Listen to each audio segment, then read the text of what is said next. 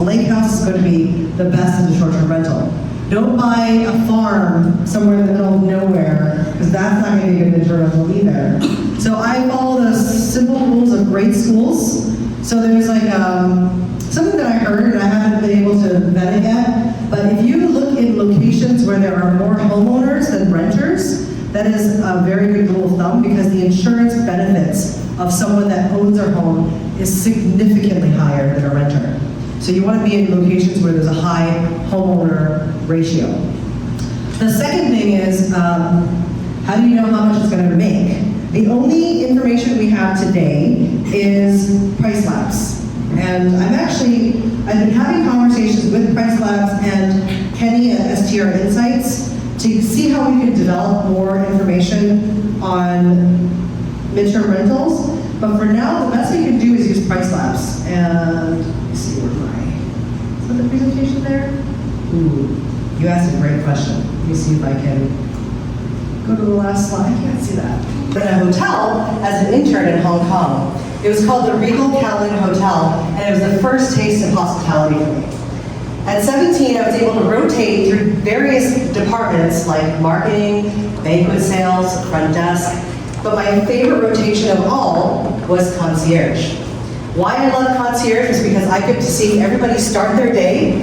They would come up to me and ask me where I would recommend them to eat, where they should sightsee, and then I would see them come back at the end of the day and say, Vivian, I loved your recommendations.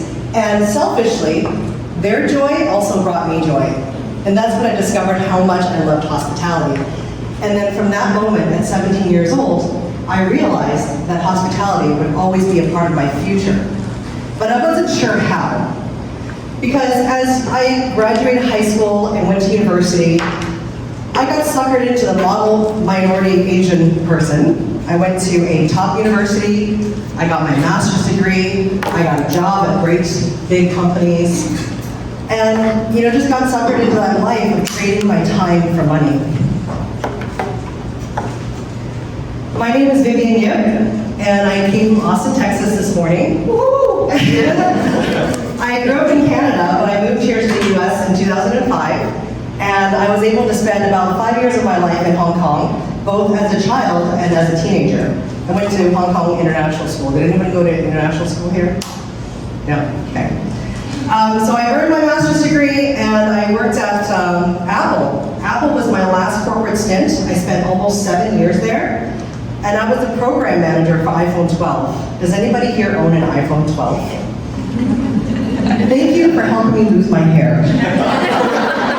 Speaking of which, I know that I have a very obvious feature. It's my hair. I don't have any. And for those of you that, especially for the women, if you've never tried being bald, I encourage you to try it, because it's honestly a very freeing experience. On my darkest day of losing my hair, I had to find a way to think about the more positive way to spin this. Like, what good comes out of being completely bald and losing my hair?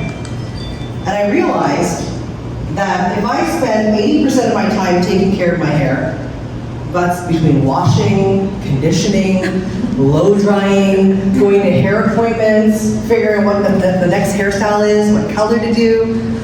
I realized when I didn't have to worry about that, I actually get 12 whole days of my life back. 12 days. So all of you get 365 days. I have 377. So there's always a good way to spin things in a positive way. My passions in life include traveling. I actually just went to Vietnam for 10 days, and I basically ate my way around as much as I could.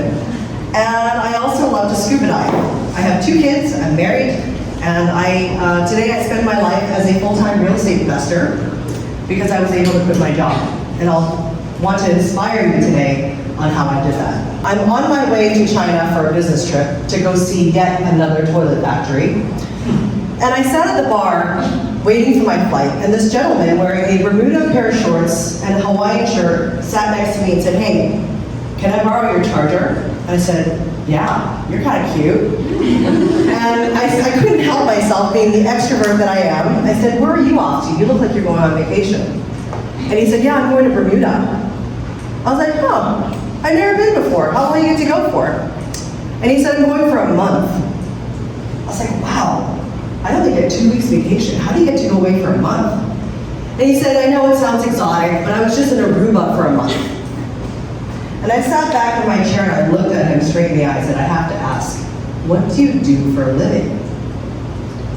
And he said, well, my wife and I in our 20s, and he's around my age, he said, my wife and I in our 20s, we bought a motel and we owner-operated it until we could get our next hotel and then our next. And now we have a chain of hotels. And the beauty is that when people are vacationing, or when I vacation with my family, people are still staying in our hotels and I still get to make money. And that brought me back to reading Rich Dad, Poor Dad, not trading time for money. And I thought to myself, that is the life I want. I want a chain of hotels.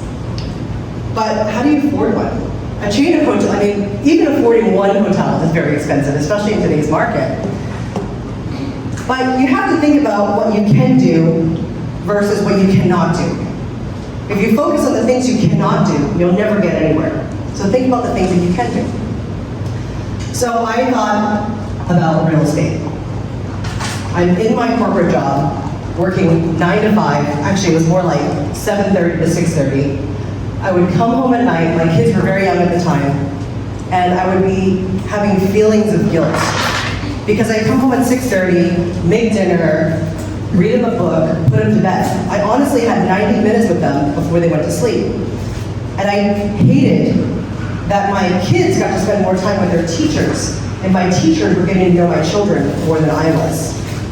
I didn't like that I couldn't take time off to just go read a story to their kindergarten class. I didn't like that I had to ask for permission to take vacation.